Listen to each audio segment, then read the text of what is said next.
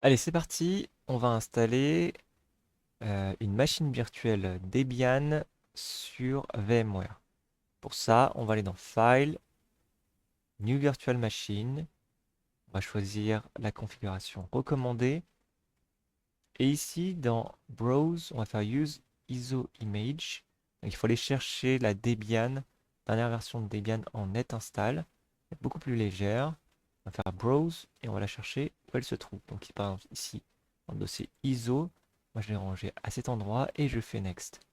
Ensuite, on va choisir du coup son système d'exploitation, donc Linux, ici en l'occurrence, parce que Debian c'est sur Linux.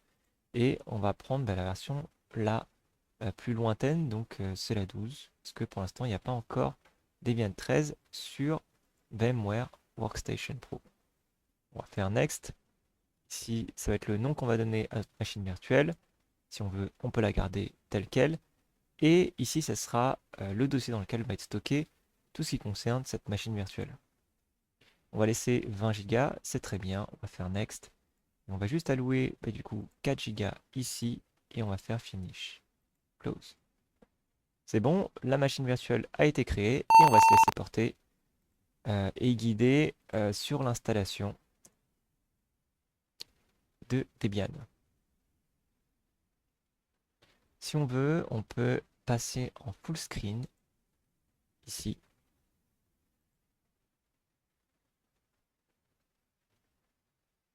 Donc ici, on va choisir de faire l'installation en français. On fait continuer. Ici, on met notre situation géographique qui est la France. Et ici, on met notre type de clavier. Donc moi, j'ai un clavier français.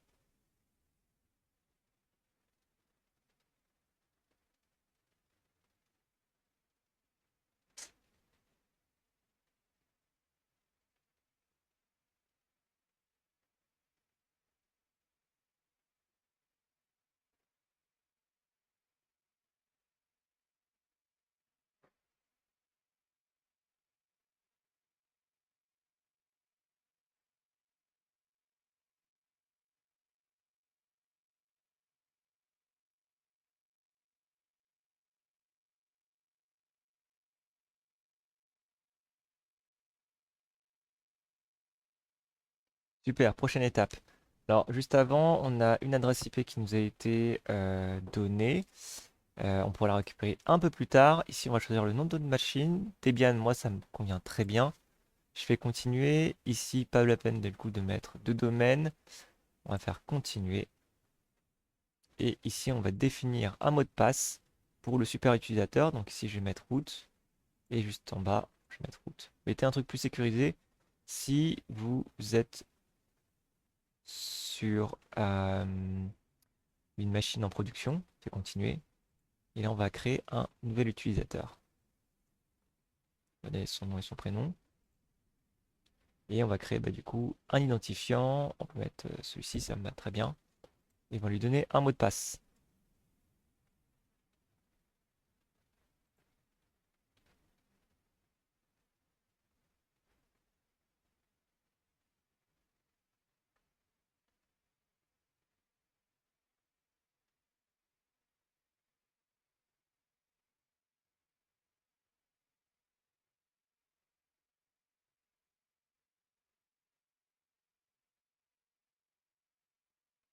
Ici, on va choisir une méthode d'installation de Debian. On va choisir de l'installer sur tout le disque. On va sélectionner le disque en question sur lequel on va l'installer. Et on va faire une seule partition. On va faire terminer le partitionnement et appliquer les changements. On fait continuer. Et ici, on applique les changements en faisant oui.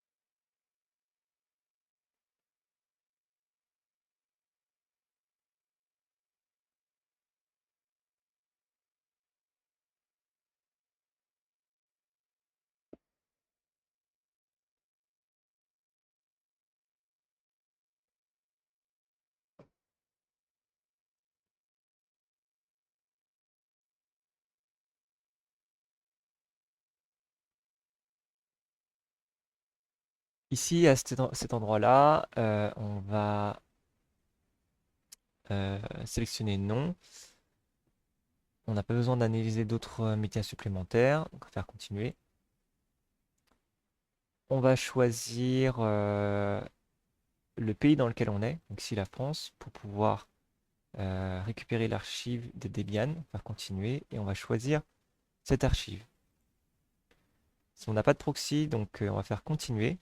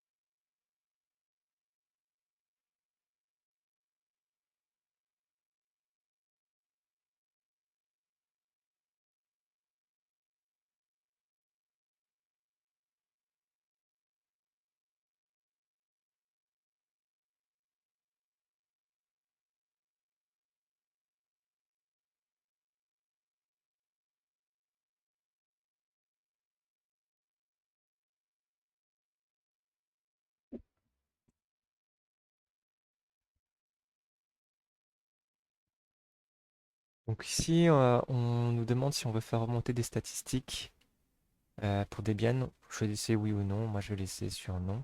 Je vais faire continuer.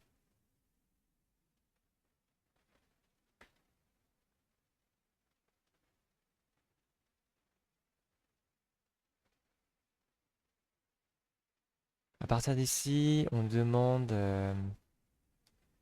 eh bien, si on veut ajouter des choses au système de base. Donc là, on n'aura rien besoin d'autre que ce qui est déjà coché. On va faire continuer.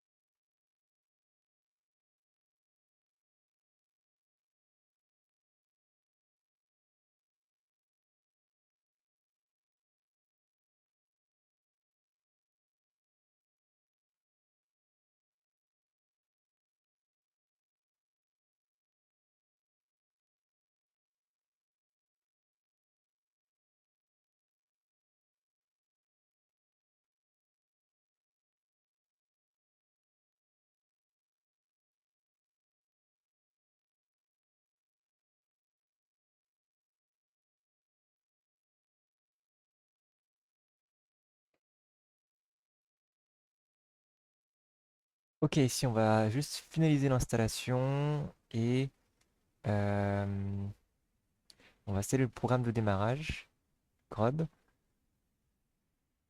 Il nous demande si on veut l'installer sur le disque principal, on va mettre oui. Et on va choisir euh, où il sera installé, donc ici à cet endroit-là.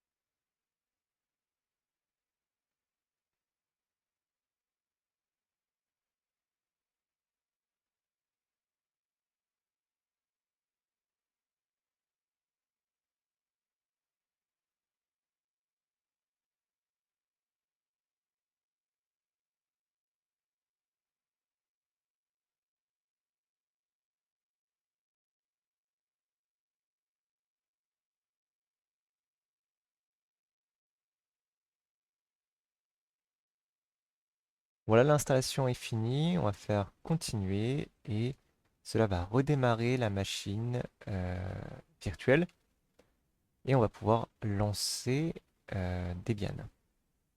C'est parti, c'est redémarré. Je peux faire la touche entrée.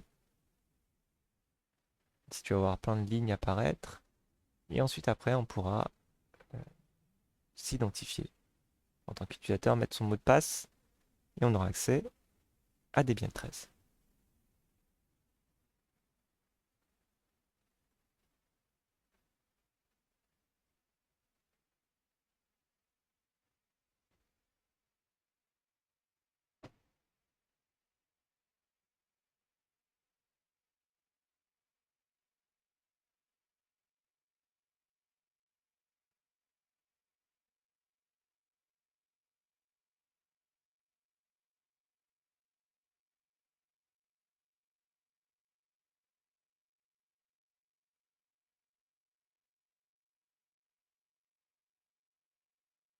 C'est bon, comme tu peux le voir ici, j'ai mon utilisateur, et bien je peux cliquer sur moi, je vais mettre mon mot de passe,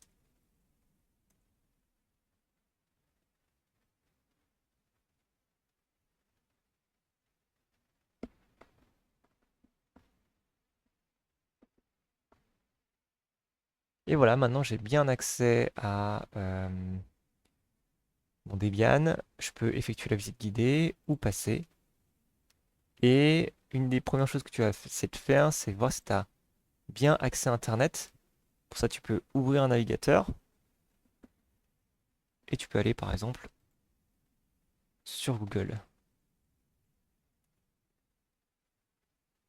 ou le site que tu préfères.